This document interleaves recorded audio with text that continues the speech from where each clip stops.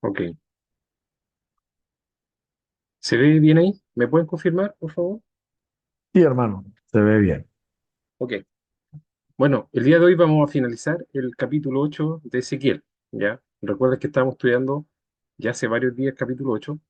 Básicamente este capítulo trata de Dios mostrándole a Jeremías varias, digamos, imágenes en las cuales se veía al pueblo haciendo distintos tipos eh, de abominaciones, que en la escritura se le dice abominaciones, pero básicamente eh, eran distintos tipos de culto que los israelitas estaban haciendo a dioses, ¿verdad? Era idolatría, en otras palabras, ¿ya? Ahora, lo importante es entender acá que Ezequiel estaba en Babilonia, ¿ya? Y estas cosas que le mostraron a Ezequiel estaban pasando en Jerusalén, que es una distancia bastante amplia, ¿ya? Estaba hablando, no sé, unos 200, no sabría decir cuánto, pero es mucho espacio, ¿verdad? Porque quedan lejos, ¿ya? Entonces entendemos nosotros que a Ezequiel todas estas cosas se le mostraron en el espíritu, ¿ya? ¿Qué quiero decir con eso?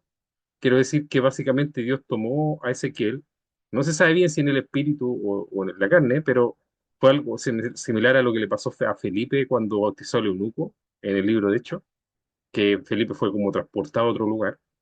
¿Ya? A Ezequiel le pasó algo similar, probablemente en el espíritu. Eso quiere decir que a lo mejor Dios tomó el espíritu de Ezequiel y se lo llevó hacia allá, ¿verdad? Y le mostraba distintas cosas. O probablemente se lo llevó en espíritu y en cuerpo, ¿ya? No queda claro eso. Pero sea como fuere, fue algo sobrenatural que le pasó a Ezequiel. eh, y Ezequiel empezó a ver todo este tipo de cosas, ¿ya? Ahora, ¿por qué Dios le muestra esto a Ezequiel? ¿Ok? Eh, Al menos por dos razones, ¿verdad? La primera es que es una forma del Señor de decir, mira, esta es la razón por la cual yo traigo juicio, ¿ok? Eh, y bueno, este tema yo lo he abordado muchas veces ya, ¿verdad? El tema del juicio de Dios, que evidentemente eh, Dios siempre da un tiempo para arrepentirse, ¿verdad? Y después de esto viene el juicio. Y el juicio viene como una retribución en base a la justicia, ¿verdad? Eh, Porque Dios es justicia, ¿cierto? Y yo siempre le he dicho que sin castigo no hay justicia, ¿ok? Y eso en todo ámbito, ¿cierto? No solo en el espiritual, sino que también en el ámbito físico. Sin castigo no hay justicia. Y como Dios es un Dios justo, requiere que se haga un castigo sobre aquellos que son infractores, ¿ya?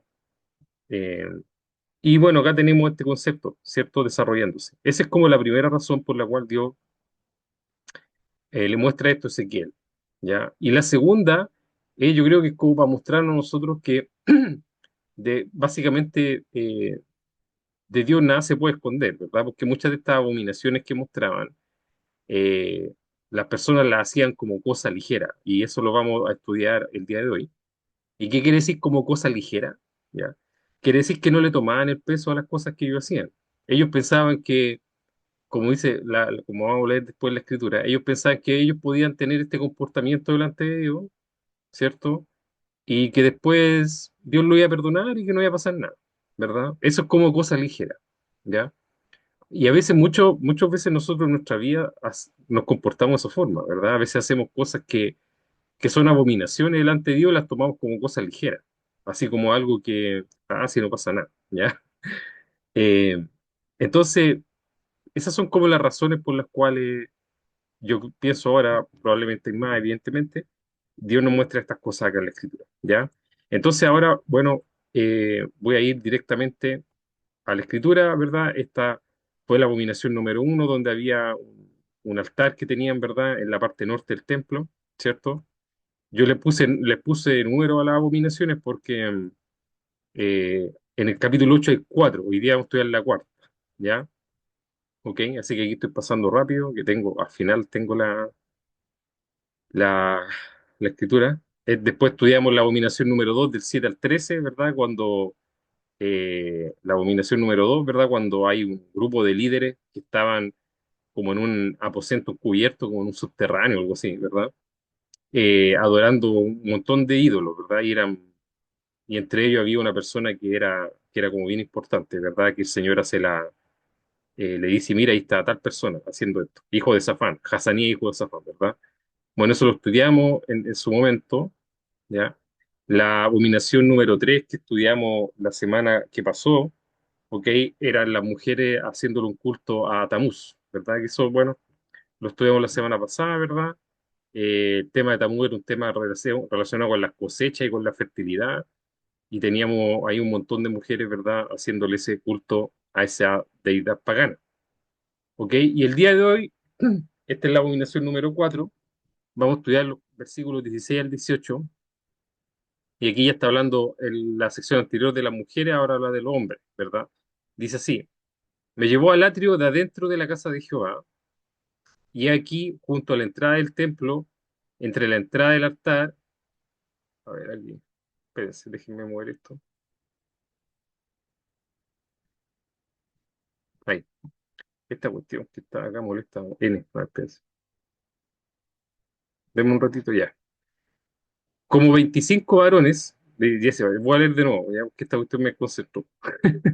Dice, eh, ahí, y me llevó al atrio de adentro de la casa de Jehová, y aquí, junto a la entrada del templo de Jehová, entre la entrada y el altar, como 25 varones, sus espaldas vueltas al templo de Jehová, y sus rostros hacia el oriente, y adoraban al sol, postrándose hacia el oriente.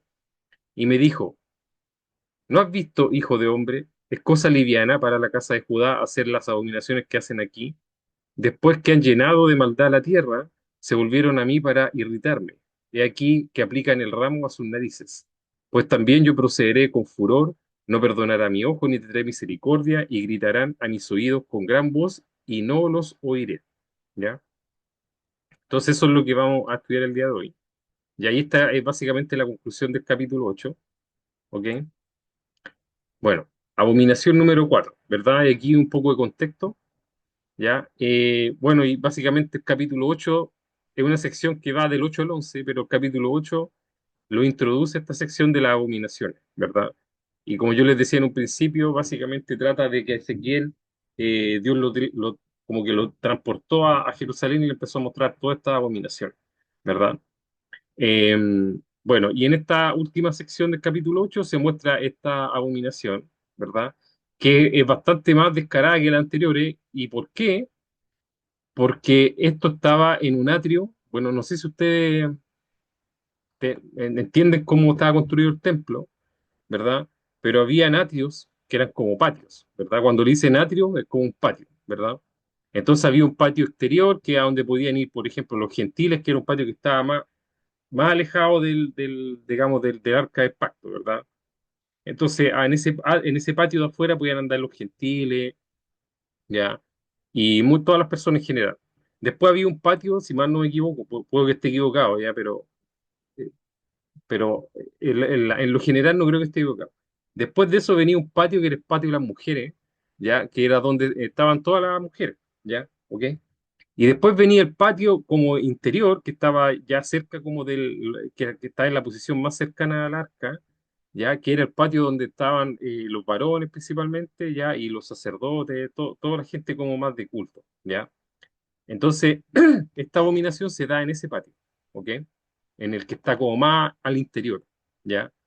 ¿Ok? Entonces eso tiene una significancia bien importante, ¿ya? Porque nos muestra que la corrupción había llegado ya a lo más íntimo, ¿verdad? Eh, digamos, del culto en general, ¿cierto? Entonces se realizaba en el patio, en el atrio interior del templo, ¿cierto? Un espacio que debía ser reservado exclusivamente para la adoración a Dios. En general uno podría decir que todo debería ser reservado para la adoración a Dios, ¿verdad? Pero existe este concepto de que cuando una cosa está como consagrada a Dios hay que respetarla y todo. De hecho, eso hasta se ve hasta hoy. Yo hace unos días atrás tuve la oportunidad con mi familia de ir unos días de vacaciones y fuimos a unas iglesias que hay allá en el sur que son muy bonitas, ¿ya? Son unas iglesias católicas, pero son muy lindas. Pero me gustaba el hecho de que, por ejemplo, uno entraba a ese lugar y todos andaban así como calladitos y nadie andaba gritando ni nada por el estilo, porque se entiende que es un lugar de culto, ¿verdad? Y un lugar en el cual uno debería guardar respeto, a pesar de todas las diferencias que uno pueda tener, ¿verdad?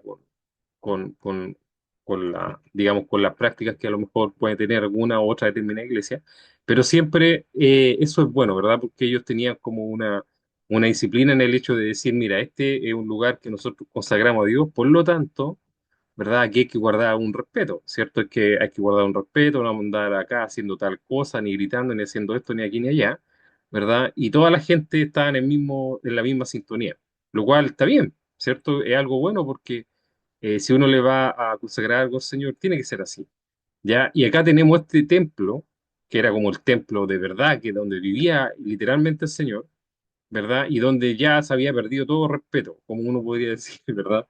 Ya no había nada de respeto, tanto así que en el atrio interior, que era como el lugar más cercano a lo que era a donde estaba el arca del pacto, donde estaba el tabernáculo, ¿verdad? Estaban haciendo descaradamente ahí a un grupo importante de varones, ¿cierto? Una idolatría abierta al Señor, ¿verdad? Y fíjese también la imagen de que le dieron la espalda y estaban dándole la espalda a- al, digamos, al tabernáculo. O sea, le están dando la espalda a Dios, mirando fijamente hacia el sol, hacia el oriente, por donde sale el sol, ¿verdad?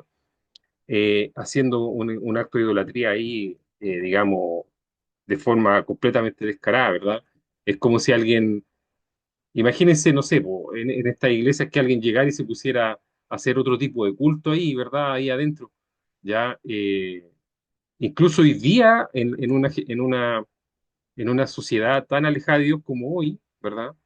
Incluso hoy día no, algo así no se podría hacer, po, ¿ya? O sería mal visto. Imagínense acá, ¿verdad? Así que yo les cuento esto como para que tengan una idea o para que se puedan ustedes hacer una idea del nivel al que habían llegado, ¿verdad? Habían llegado a un nivel bien, bien terrible, ¿cierto? Entonces, por eso es como es una abominación bien, bien compleja, bien difícil, bien cruda, ¿verdad? Eh, por eso le puse aquí que esta visión le muestra a Ezequiel básicamente el clímax de la corrupción espiritual del pueblo, ¿cierto? Ya que habían no solamente adoptado prácticas paganas, sino que la habían llevado a los lugares más sagrados, ¿verdad? Entonces, son cosas bien terribles que pasan, ¿verdad? Yo hace no mucho tiempo atrás, me recuerdo en el año 2019, ¿verdad? Cuando hubo toda esta revolución acá en Chile, no sé si ustedes se acordarán, pero había fueron muchas iglesias que fueron quemadas, ¿ya? La gente entraba y saqueó muchas iglesias y sacaban todas las cosas que eran como para la gente que practicaba esa religión sagrada, ¿verdad? Yo sé que nosotros tenemos diferencias en ese tipo de cosas respecto a imagen y cosas por el estilo, ¿verdad? Pero ustedes tienen que pensar en la actitud que tiene que tener una persona, ¿verdad? Para entrar a un lugar así, sacar algo y quemarlo así al aire libre, ¿verdad? ¿Verdad? Entonces, eso es como el clímax de la corrupción moral, yo creo que en una persona, ¿verdad? Ya teniendo cero respeto por nada, ¿verdad? Y acá vemos algo parecido a eso. A lo mejor ellos no estaban quemando ni saqueando el templo del Señor, ¿verdad? Pero lo que estaban haciendo era como un saqueo espiritual, por así decirlo, ¿cierto? En el sentido donde ya no tenían absolutamente ningún tipo eh, tenían que utilizar la conciencia, como dice la Escritura, porque estaban ahí mismo, o sea, al lado de la presencia del Señor, ¿cierto? Haciendo este tipo de idolatría. A veces la gente hacía este tipo de idolatría, pero algunos por último lo hacían escondido. No quiero decir que esté bien, ¿verdad? Pero al menos, pues, pero esto lo hacían ahí al lado, ¿verdad? Entonces llega un punto, ¿verdad?, donde ya la corrupción llega a este nivel donde ya se ve así como eh, se ve ahí a, viste todo, ¿verdad? Eh, bueno, y como siempre el propósito que el Señor tiene a mostrar a Ezequiel digamos, estas visiones, ¿cierto? Es que todas estas cosas desataron la justicia, ¿verdad? Desataron la ira, el castigo, pero más profundamente la justicia, ¿verdad?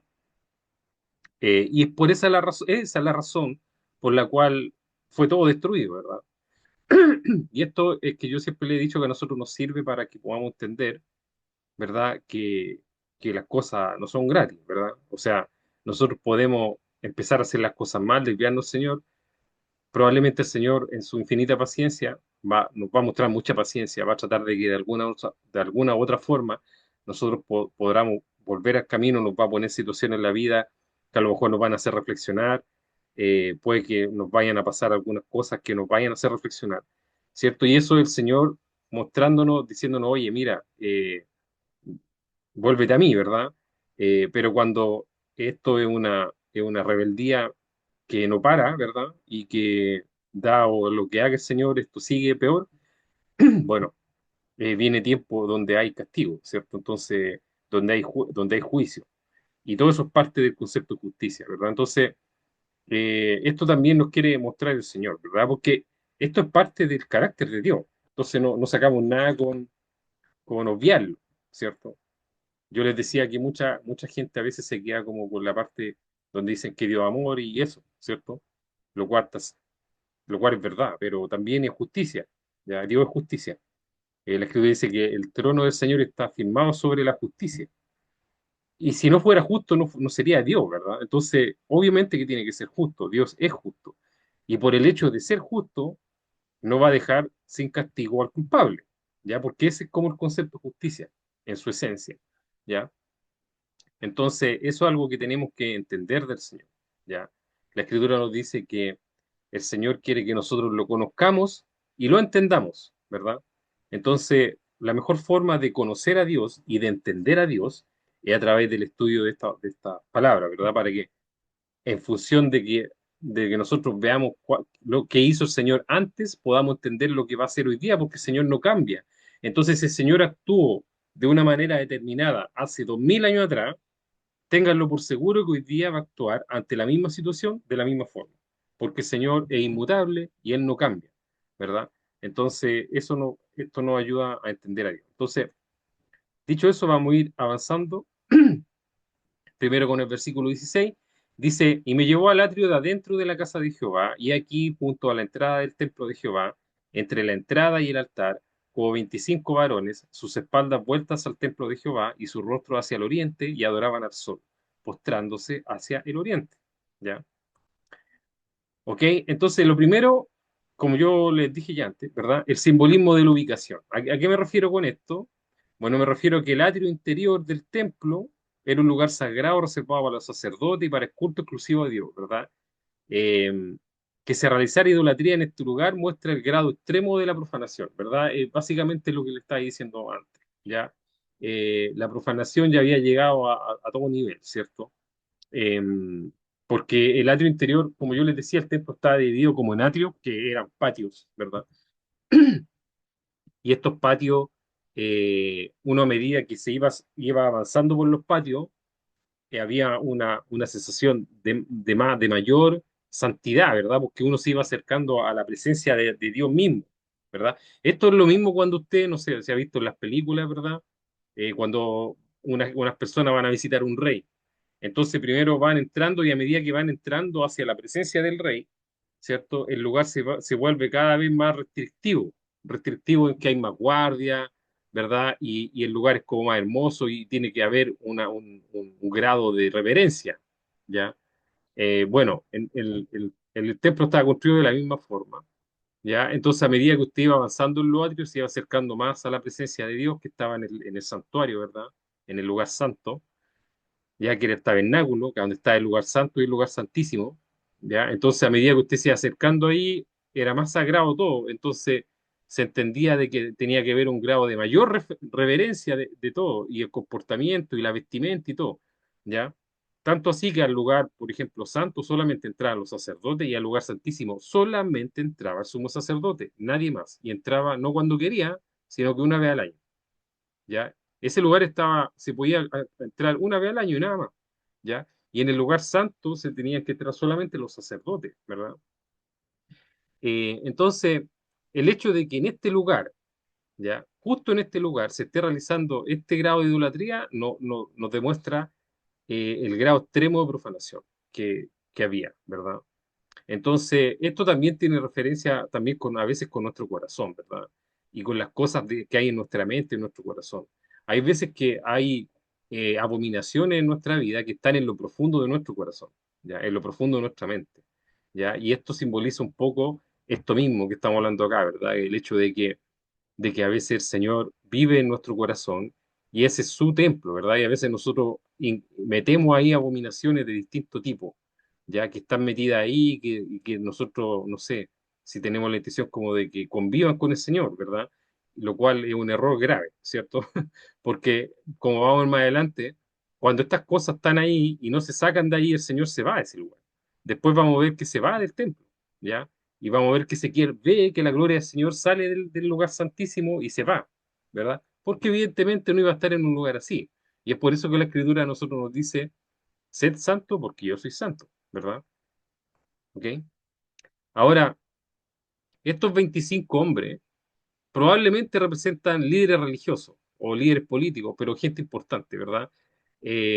Lo cual también nos indica que esta idolatría estaba siendo promovida desde la esfera más alta de la sociedad, ¿verdad? Entonces, la corrupción estaba hasta los lugares donde se entiende que no debería haber corrupción, como la línea sacerdotal, ¿verdad? Se entiende que la línea sacerdotal o las personas que están involucradas directamente en lo que es la adoración al Señor deberían tener siempre un estándar más alto, ¿cierto? Pero acá ni eso, ¿cierto? De hecho, todo lo contrario, ¿ok? Ahora, respecto a la adoración al sol, ¿ok? Bueno, es fácil entender por qué la gente antes adoraba al sol, pero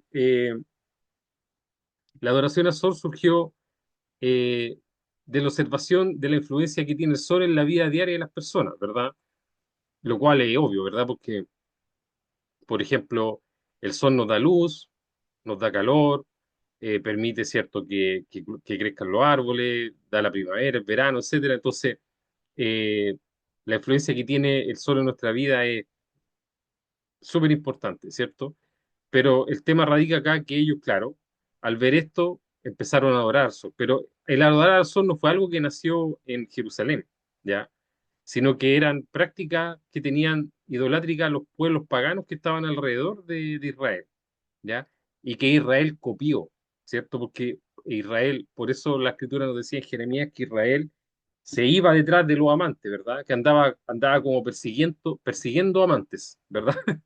Acuérdense que la relación que tiene Israel con Jehová, ¿cierto? Con el Señor, se, se entiende como la relación de un esposo con una esposa. De la misma forma que la Escritura nos enseña la relación que hay entre la iglesia y Jesús en el nuevo pacto, ¿verdad? Pero en el antiguo pacto, la relación entre Jehová e Israel era una relación de esposo y esposa. Entonces, cuando el Señor le recrimina a Israel estas cosas, le dice que tú fuiste, le dice Dios a Israel, tú fuiste y te fuiste a fornicar con tus amantes, ¿verdad? Y él, cuando él le dice eso, le dice, "Oye, te fuiste detrás de tu amante, ¿ya? Y tú le decía, eras como una, disculpen las palabras, pero así está cuando lo estudiamos nosotros en Jerusalén, ¿cierto? Que era como una yegua en celo, ¿verdad? Y que se iba buscando amantes, ¿verdad? Y que en toda loma alta fornicaba con los amantes, ¿cierto? Y todo esto. Todo eso que yo le estoy diciendo ahora, no me lo inventé yo, lo estuvimos estudiando, acuérdense, cuando estudiamos el libro de Jeremías en el capítulo 2 3 por ahí, ¿verdad?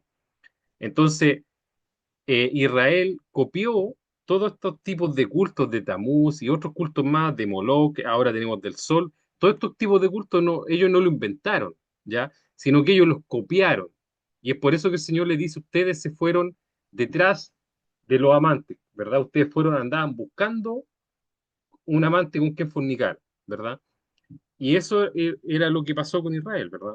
Acuérdense también que, bueno, como lo hemos estado estudiando también en la segunda hora, el tema del divorcio, el Señor, la razón por la cual abandonó Israel o se divorció de Israel fueron estas fornicaciones de Israel, ¿verdad? Y por eso yo les decía que en el Sermón del Monte Jesús hace esa salvedad cuando habla el tema de la fornicación, ¿verdad? Cuando habla el tema del divorcio, que es por la fornicación, ¿ya? En fin, no me quiero ir por ese tema porque ya lo hablamos. Pero acá tenemos cierto que esta adoración al sol se da básicamente por la influencia que tiene el sol en la vida de las personas y se entiende de que esto fue algo que copió, ¿cierto? Israel, ¿cierto? Ahora, ¿qué representa la adoración al sol, ya? En nuestras vidas. actualmente, porque hoy día nadie está adorando al sol, ¿verdad? Todos sabemos que es una estrella, que está ahí, que alumbra, que sirve, pero nadie se pone a adorarla, ¿cierto? Pero esto tiene una representación el día de hoy, ¿verdad? Bueno, y esto significa poner nuestra confianza en cosas que a nuestro parecer tienen una gran importancia, un gran poder, ¿verdad? Antes que Dios. Representa poner la confianza en otras cosas y no en Dios. ¿Y por qué? Porque, por ejemplo, para la gente de ese tiempo, ellos pensaban que literalmente el sol era un Dios, ¿verdad? Porque ellos no tenían los conocimientos probablemente que existen hoy día de entender que estamos en el sistema solar, ¿verdad? Y que está el Sol y que hay unos planetas, ¿verdad? Y que el Sol en realidad es una estrella nomás, no es Dios ni nada, ¿verdad? Es una estrella, ¿cierto? Bueno, ellos no tenían ese conocimiento, pero ellos veían al Sol como algo que era importante, ¿cierto? Como algo que era relevante en la vida, porque sin Sol nos moriríamos todos, ellos pensaban, ¿verdad? Entonces hay que adorar al Sol. Ahora, ¿qué simbología tiene eso para nosotros hoy? Bueno, simboliza que hay hoy día en la vida, hoy día en nuestra vida, yo creo que en la vida de todos hay cosas que son importantes, que uno las miraría y uno diría, bueno, si esta cosa no estuviera en mi vida sería como terrible para mí, ¿verdad? Bueno, simboliza poner esas cosas primero, por importante que sean, antes de Dios. Eso es lo que significa la oración al sol. Y a veces nosotros hacemos mucho eso, ¿verdad?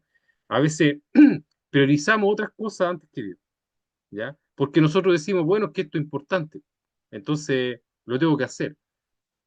Sí, po, pero no más importante que Dios, po. No, no hay nada más importante que Dios, ¿verdad? Entonces, al hacer una cosa así, nosotros estamos actuando como estos israelitas, ¿verdad? Que adoraban al sol, ¿verdad? Porque pensaban que era importante. La pregunta, ¿el sol es importante? Sí, pues importante, porque si no hay sol, probablemente nos vamos a morir todos. Pero el sol es más importante que Dios, no, ¿verdad? Entonces, pregúntese usted hoy día, ¿hay cosas importantes en mi vida? Probablemente sí, ¿verdad? Hay cosas importantes en su vida. Pero son esas cosas más importantes que Dios y la respuesta es no. Da lo mismo lo que sea, ¿ya? No son más importantes que Dios. Entonces, esa es como la lección que nos deja este tema de la adoración al sol, ¿verdad? Como dice Romano 1:25, dice, ellos cambiaron la verdad de Dios por la mentira y veneraron y rindieron culto a la creación antes que al Creador, quien es bendito para siempre. Amén. ¿Verdad? Bueno, aquí tenemos esto mismo, ¿verdad? Que la gente en este tiempo se puso a rendir culto a cosas creadas antes que a Dios, ¿cierto? Ok. Bueno, siguiendo con el verso 16, eh, bueno, ya lo dije esto, pero el culto al sol era una práctica entre las naciones paganas, ¿verdad? Eh, Como los egipcios y los babilonios, ¿cierto? Israel tenía prohibido hacer este tipo de culto, y como yo les dije, ellos lo copiaron, ¿cierto?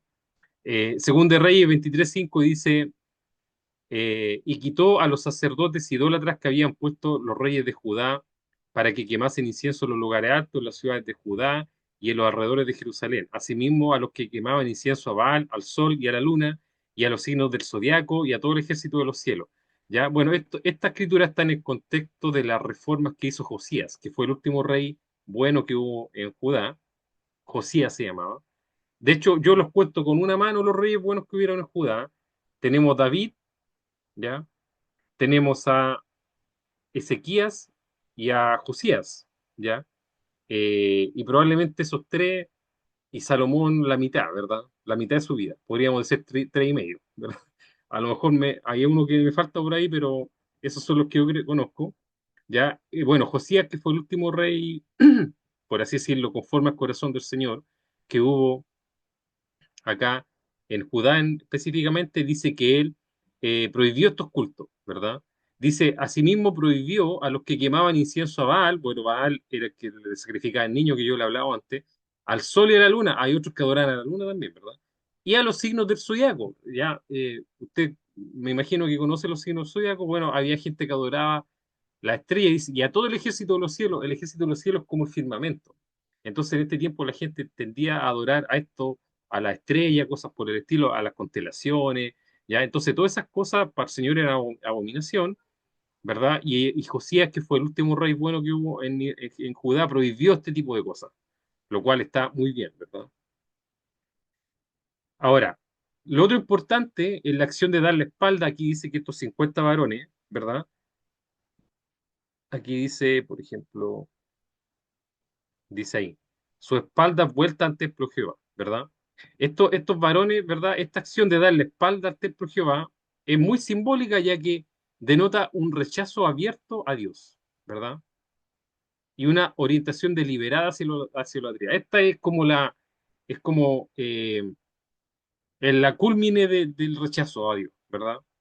Porque uno puede a veces rechazar a Dios de distintas formas, ¿verdad? Pero ellos ya estaban directamente dándole la espalda a Dios, ¿ya? El darle espalda a Dios simboliza algo bien fuerte, algo bien importante, ¿verdad? Que ellos ya no estaban ni ahí con Dios. Esa era como digamos, dicho en un lenguaje más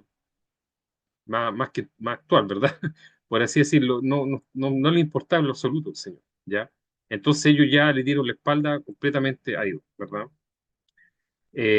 Acá básicamente eso nos dice también en Jeremías 2, 26 al 28, dice, como se avergüenza el ladrón cuando es descubierto, así se avergonzará la casa de Israel, ellos, sus reyes, sus príncipes, sus sacerdotes y sus profetas, que dicen a un leño, mi padre eres tú, y a una piedra, tú me has engendrado, porque me volvieron la cerviz y no el rostro. Y en el tiempo de su calamidad dicen, levántate y líbranos. ¿Y dónde están tus dioses que hiciste para ti?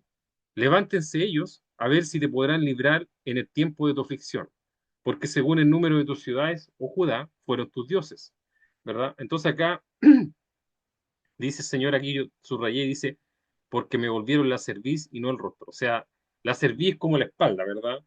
Eh, entonces aquí el Señor les dice que ellos le decían a un leño, o sea, un pedazo de madera, tú eres mi padre, y a una piedra le decían, tú me has engendrado, ¿verdad? Dando a entender lo insensato de la idolatría, ¿verdad? Y después acá dice, eh, y en el tiempo de su calamidad, dice, levántate y líbranos. ¿Esto qué quiere decir? Quiere decir que cuando Israel estaba en tiempos de dificultad, ahí le decían al Señor, Señor, levántate y líbranos. Y el Señor les dice en el 28, ¿y dónde están tus dioses que hiciste para ti? Bueno, que ellos te libren, ¿verdad? En el tiempo de tu aflicción, que ellos vayan y te ayuden, ¿verdad? Y esta actitud que está acá es muchas veces una actitud muy parecida que tiene la gente con Dios, ¿verdad? Porque cuando las personas están en calamidad, ahí se acuerdan de Dios, ¿ya? En general, el ser humano, ¿verdad? Cuando estamos en calamidad, ahí nos acordamos de Dios, ¿verdad? Y decimos, Señor, ayúdenos, ¿verdad? Y el Señor nos puede preguntar, bueno, ¿y dónde están las cosas en que confían usted y no en mí? Bueno, que ellos te salven ahora, pues, ¿verdad? Eh, y es bastante, digamos, es un comportamiento que se repite, ¿verdad? En la historia del ser humano, ¿verdad? Si bien es cierto, ellos ponían su esperanza en imágenes de piedra o de madera, nosotros a veces ponemos nuestra esperanza no en imágenes, pero ponemos nuestra esperanza, por ejemplo, en el dinero, en esto, en lo acá, en cosas que son efímeras, ¿verdad? Y a veces cuando viene la calamidad, ¿cierto? Nosotros decimos, Señor, líbranos, pero el Señor justamente nos podría decir, bueno, que tu plata te libre, po, ¿no? Que tu plata te ayude en estos tiempos, ya que tú nunca te volviste a mí, nunca me respetaste, nunca estuviste cerca mío, sino que estuviste más preocupado de tu negocio, de tu plata. Bueno, que tu plata te libre ahora. Ya sería algo muy parecido, ¿cierto? Y, ¿y por qué? Porque esta actitud que está acá, ¿verdad? Es una actitud de darle la espalda a Dios, ¿verdad? En el sentido de darle la espalda y irse hacia los dioses paganos, ¿verdad?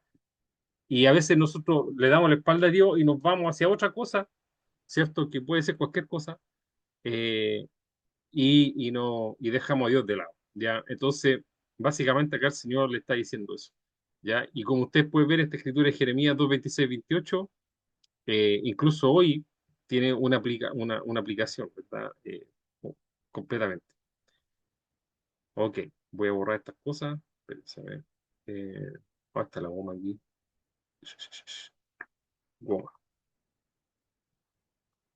ya. Ahí. Ya, verso 17 dice, ahora pasamos al 17, dice, y me dijo, ¿no has visto, hijo de hombre? ¿Es cosa liviana para la casa de Judá hacer las abominaciones que hacen aquí? Después que han llenado de maldad la tierra, se volvieron a mí para irritarme. He aquí que aplican el ramo a sus narices. Ya aquí va usted a este verso. Bueno, la primera es cosa liviana, ¿verdad? Si uno le dice, ¿es cosa liviana para ellos hacer estas cosas que hacen aquí? ¿Ya? ¿Qué significa eso que es cosa liviana, ¿verdad? Eso quiere decir que uno dice, no, pero si, si esto no es nada, ¿verdad? Consideraban que era algo de poco peso, algo ligero, leve, algo que, si eso no importa, ¿verdad? Eso es lo que ellos pensaban, ¿cierto? Yo le puse aquí entre paréntesis una mentirita blanca, ¿verdad? Antes decían eso, que había mentiritas blancas. Bueno, todas las son mentiras, mentiras, mentiras, ya blanca, negra, ploma, del color que sea, ¿ya? Pero ¿a qué me refiero con esto? Me refiero a que muchas veces nosotros pensamos, ¿verdad? Que las cosas que hacemos son, pero sí, no importa, ¿verdad? Es algo irrelevante, ¿cierto? Pero resulta que para el Señor no lo es, ¿verdad? Es por eso le dice, oye, es cosa liviana para ellos hacer estas cosas que hacen aquí. Es como que si no tuviera importancia, es como que si yo no voy a ver, ¿verdad? Es como que si a mí no me importara, dice el Señor, ¿ya? Eh, y por eso les pregunta eso, así que tenemos que tener cuidado nosotros siempre, ¿ya? Por ejemplo, Santiago 2:11 dice, pues el mismo Dios que dijo, no cometas adulterio, dijo también, no mates. Así que si uno comete adulterio, pero mata, ya ha violado la ley, ¿ya? Entonces acá, bueno, ¿por qué puse esta escritura? Porque, bueno, todas las cosas que el Señor dijo son importantes, no algunas. O uno dice, no, es que por ejemplo, no es lo mismo cometer adulterio que chismear, por ejemplo, darle un ejemplo para hacer una diferencia entre cosas, porque a veces uno piensa de que hay unos pecados más terribles que otros, ¿verdad? Pero el tema es que el Señor dijo, fue el mismo Dios que dijo lo que dijo, ¿verdad? Entonces el que dijo no cometa adulterio también dijo no mates, ¿ya? Así que los dos han violado la ley, ¿verdad? Entonces muchas cosas que a veces nosotros hacemos que para nosotros son como, no, pero si eso es chiquitito, no importa, ¿verdad? Oye, el Señor lo dijo y es tan pecado como algo como esto, ¿verdad?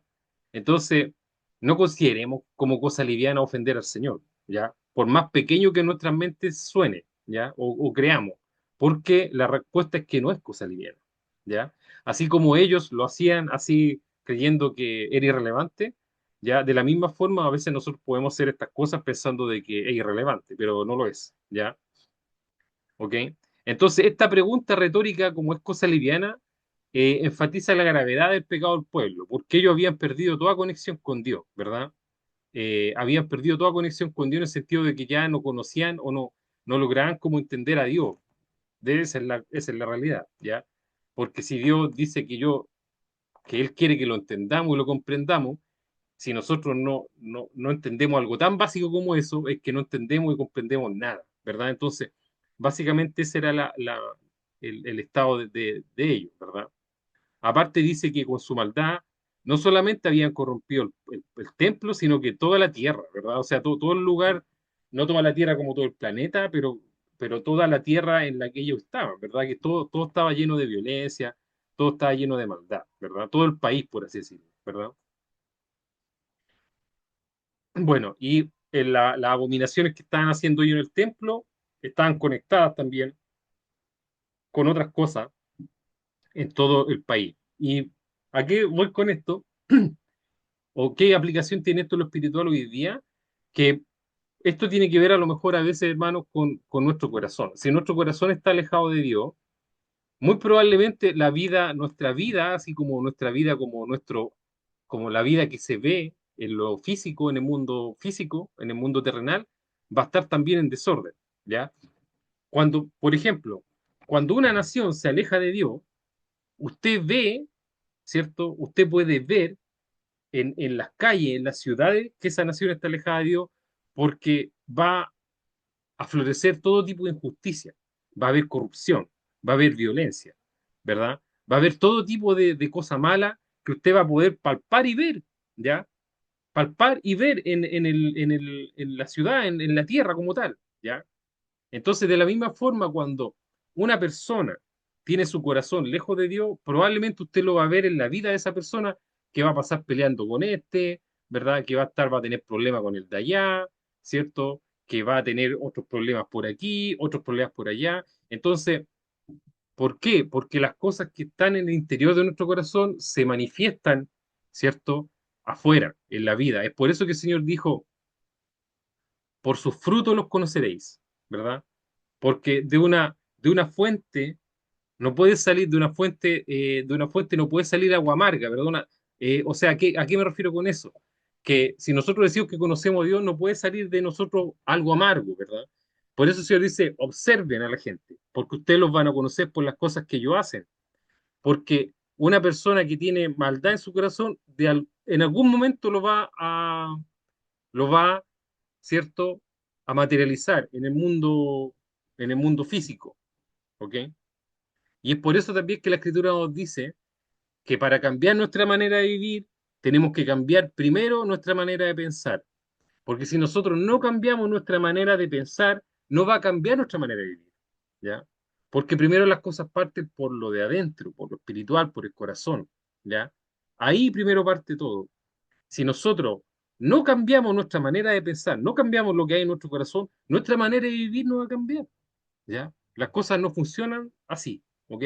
Entonces el Señor dice que por eso hasta en la tierra se veía la violencia y la maldad, ¿verdad? Porque como ellos se habían alejado de Dios, usted lo puede ver esto en los países, en las naciones, incluso en este país y en otros países. Cuando la gente se aleja de Dios, empieza a cambiar el ambiente, ¿ya? El ambiente se torna con mayor maldad, con más violencia, con más corrupción. Y eso es un resultado, ¿verdad?, de lo que hay en nuestro corazón. Entonces, todas las cosas que pasan en lo espiritual, hermano, ¿ya? Después terminan pasando en el mundo físico. Siempre así, ¿ok? Entonces, y en nuestras vidas también. Si nosotros queremos cambiar nuestra manera de vivir, como dice la Escritura, bueno, cambie primero su manera de pensar, ¿ya? También hay un tema aquí que dicen, aplican el ramo a sus narices.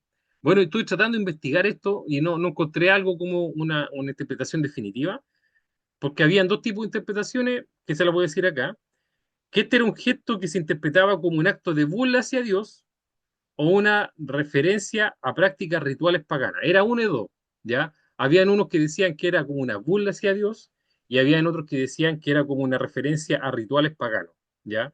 Pero como fuere, simboliza un desprecio hacia Dios, ya fuera que fuera una cosa o ya fuera que fuera la otra, representaba una afrenta hacia Dios, ¿verdad? El ramo a sus narices puede que era, por ejemplo, algo que tenía que ver con el paganismo, ¿ya? Y como fuera, sería como una ofensa a Dios, o algo como una burla hacia Dios, probablemente también, ya como mucha gente hoy día lo hace, ya que también es un desprecio deliberado hacia Dios. Como fuere, era un desprecio hacia Dios, ¿verdad? Y para finalizar, el verso 18 dice, pues también yo procederé con furor, no perdonará a mi ojo, ni tendré misericordia, y gritarán a mis oídos con gran voz, y no los oiré, ¿ya? Bueno, el hecho de que Dios no escuchará sus clamores subraya que ha llegado a un punto de no retorno debido a la gravedad de sus pecados. Y esto es lo que yo siempre le he dicho, ¿verdad? Señor, eh, el Señor muestra paciencia, ¿verdad? Con nosotros, con nuestra vida, pero llega un punto en que la paciencia se acaba, ¿ya?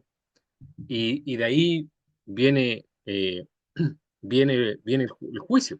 Y esto lo podemos ver nosotros, por ejemplo, en el tiempo de Noé. Noé nos dice que cuando se cerró el arca ya no hubo más, se acabó, ¿verdad? También el tiempo de Lot, ¿verdad? Eh, de Sodoma y Gomorra, cuando sacó a Lot y a su hija de ahí, después se acabó, no había más tiempo. Y también va a suceder, ¿cierto?, para cuando el Señor venga por segunda vez. Ya después de eso, no va a haber tiempo de arrepentirse ni nada, ¿verdad? Va a llegar un punto de no retorno, ¿verdad? Y aquí vemos esto, ¿ya? El Señor dice que ya no va a escuchar nada más, se acabó, ¿verdad? Se cerró la puerta.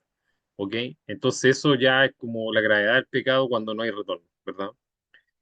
Bueno, a lo largo de las escrituras también se nos enfatiza que Dios es paciente y misericordioso, pero su justicia también demanda retribución cuando hay rechazo constante y consciente de su voluntad, ¿verdad? ¿Qué quiere decir eso? Que bueno, que Dios es paciente, como dice la escritura, no quiere que nadie perezca y que todos procedan al arrepentimiento, ¿verdad? Pero también Dios dice que no va a dejar sin castigo al culpable, ¿ya? Entonces, cuando hay un rechazo constante y consciente de la voluntad de Dios de forma prolongada, viene el juicio, siempre así, ¿ya? como dice Proverbio 1:24-31, dice, pero por cuanto llamé y se resistieron, extendí mis manos y no hubo quien escuchara. Más bien, desecharon todo consejo mío y no quisieron mi reprensión. Yo también me reiré en su calamidad. Me burlaré cuando les llegue lo que temen, cuando llegue como una destrucción lo que temen, cuando su calamidad llegue como un torbellino y venga sobre ustedes tribulación y angustia. Entonces me llamarán y no responderé. Me buscarán con diligencia y no me hallarán, por cuanto aborrecieron el conocimiento y no escogieron el temor del Señor. No quisieron mi consejo y menospreciaron toda reprensión mía. Entonces comerán del fruto de su camino y se saciarán de sus propios consejos, ¿verdad? Entonces, esta escritura es bien dura, pero básicamente lo que está diciendo es que escuchemos al Señor cuando hay tiempo, ¿ya? No seamos rebeldes, ¿ok? Porque, ¿qué sacamos con ser rebeldes, verdad? O sea, ¿qué estamos esperando que el Señor se enoje con nosotros y llegue la destrucción? Cuando dice, cuando llegue como destrucción lo que teme, ¿verdad? Cuando su calamidad llegue como un torbellino y venga sobre ustedes ustedes tribulación y angustia. No esperemos ese tiempo, ¿ya?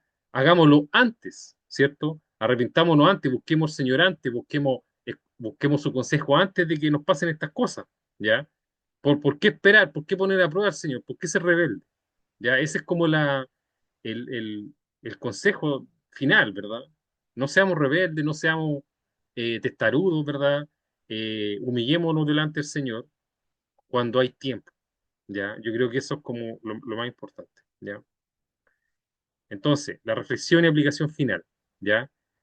Bueno, así como Israel le dio la espalda a Dios, nosotros también podemos caer en idolatrías modernas, como el dinero, el poder o los placeres. Estas son idolatrías modernas, ¿verdad? Que nos van a alejar de Dios, ¿verdad? Entonces, esto a nosotros nos llama a examinar nuestra fidelidad a Dios y evitar cualquier cosa que comprometa nuestra santidad, ¿verdad?